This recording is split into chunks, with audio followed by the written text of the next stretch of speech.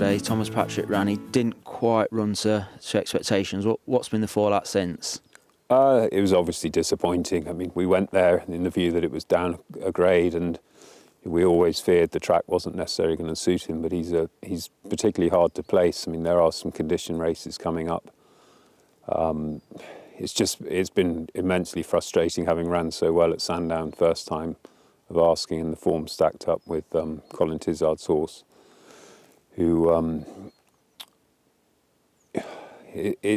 I just don't know. I mean, last year when he won at Aintree, they were all, everyone spoke about the Ladbroke Trophy and various other, Jester, the Welsh Grand National, but I always felt the Welsh Grand National, it would be over for him before they got past the first bend, that big cavalry charge down into that bend.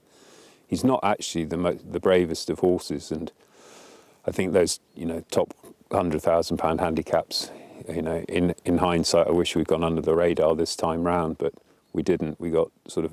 You were kind of forced that way, though, were you? Well, we were, but we could have gone under the radar if we'd have chosen to, but we chose not to, given that we believed, as everyone else did, we'd never have an opportunity to run in a Ladbroke off 148, and as it happens, we could possibly go back there next year off a lower weight, but we just need to get him back on track now, and I think we need to change the way we're riding him.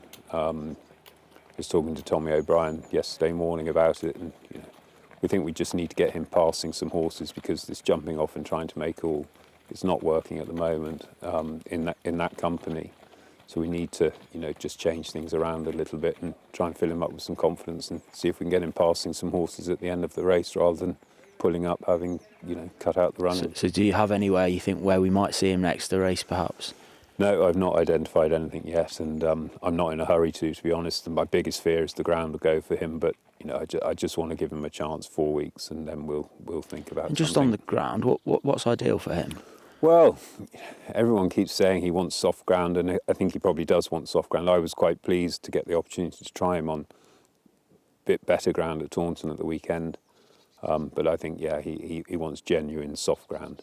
Sure. And Jester Jet was another runner on Saturday. She ran at Ascot and covered herself in glory, finishing second in a graded mares race. You must have been thrilled with that. I was absolutely thrilled. I mean, this season we always planned to go novice chasing. She ran really well at Bangor. And then I think Warwick, the track itself, beat her. She made a couple of mistakes early on, and she just lost her confidence in her jumping, and she was she was just getting too high over them. She wasn't as slick as she'd been at Bangor, and there wasn't any ideal chase races for her, so we just dropped her back in over hurdles at Ascot. It was a lovely prize. And had Jessie Harrington not have supplemented her horse, she'd have won the race, which I feel sorry for the horse more so than anyone. But do you think you'll stay over hurdles now, though? I think we probably will, because there's just better races for her over hurdles. We might even look at something in France at some point. Yeah, and could you think she could take on the males, or would she stick to her own sex? Well, she did at Aintree, and she came out on top there.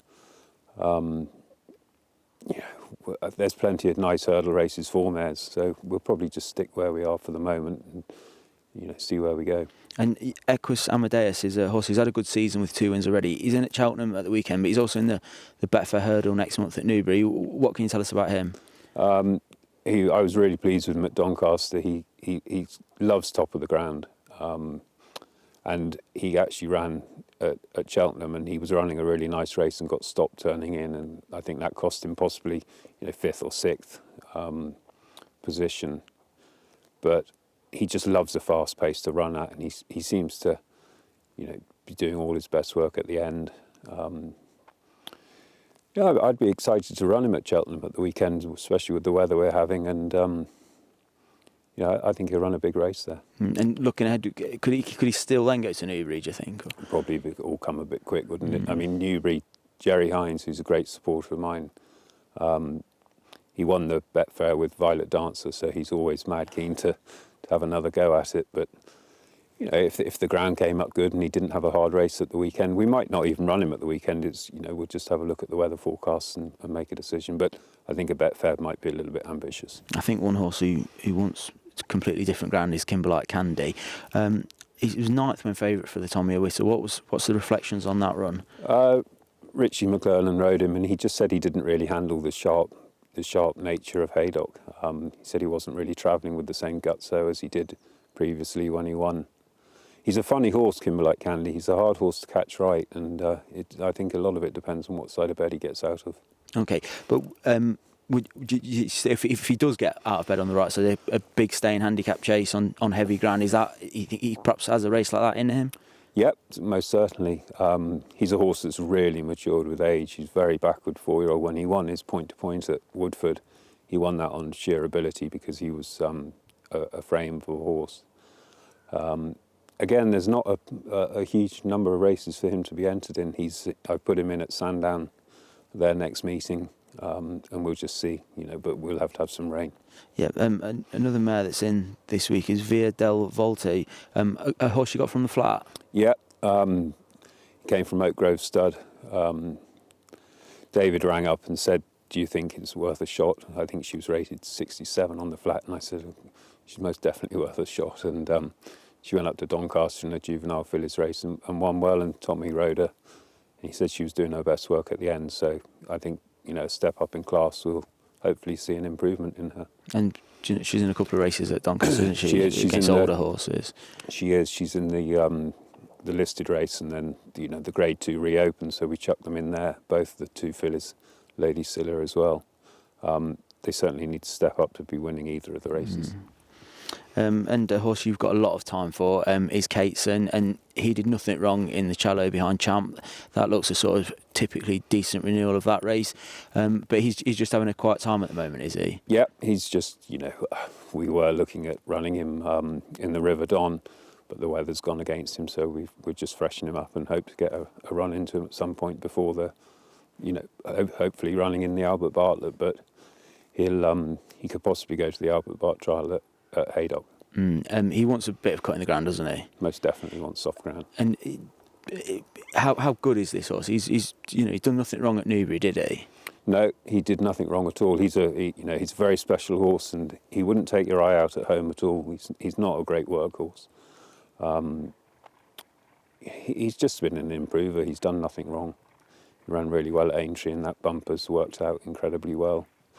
He's just a lovely horse to have about the place. And if he was, you'd have to see how he gets on next time, but no qualms about taking him for an Albert Bartlett. It's quite a notoriously sort of tough race, but he's got the credentials for that, you feel? Yeah, I do. He's very solid. He walks around in the preliminaries, he doesn't turn a hair. He's pretty tough.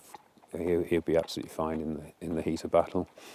Now, Sebastopol is a novice early. You had a lot of hopes for in the summer. If it's perhaps not quite worked out how you might have imagined, what do you think's been the story with him? Again, it's been hugely frustrating. He's had nothing but interrupted preparations for both his runs. He had a really nasty cut on the point of his near hind joint after Cheltenham, and then we ran him up at Ayr, and he hit the line very strong, but I just was never happy with the way he jumped, and when we got him back, I said to Clive and Charmaine, I think we should x-ray his spine, and he has got a kissing spine, so he's been off and had a small operation on that, and a decision's yet to be made whether he comes back this time or we give him the summer. And of course he'd be a novice for next season. Yes, he would. Yeah. And, yeah. Glory and Fortune won a listed bumper at Cheltenham on New Year's Day. The festival wasn't in your mind then, is it now? No, it wouldn't be. I just think that's a very unforgiving bumper at the festival. Jerry's, I'd say he's pretty keen to go to Aintree. There is the option of Fairy House for the Derby Sale race.